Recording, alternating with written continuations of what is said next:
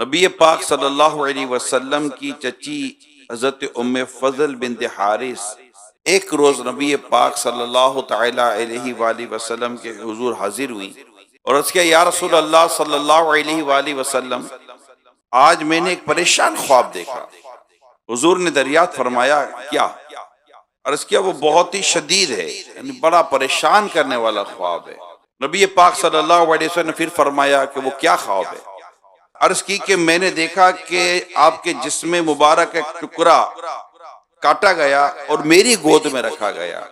ये सुनकर मेरे आका सल्लल्लाहु अलैहि वसल्लम ने इरशाद फरमाया, तुमने अच्छा ख्वाब देखा। मेरे जिस्म का टुकड़ा जो कटकर अपनी गोद में देखा, ये ख्वाब की ताबीर ये है कि मेरी बेटी खातून जन्नत बीबी फातिमा रज़ियल्लाहु ताला अन्हा के यहाँ बेटे की विलादत होगी और वो बेटा आपकी गोद में दिया जाएगा।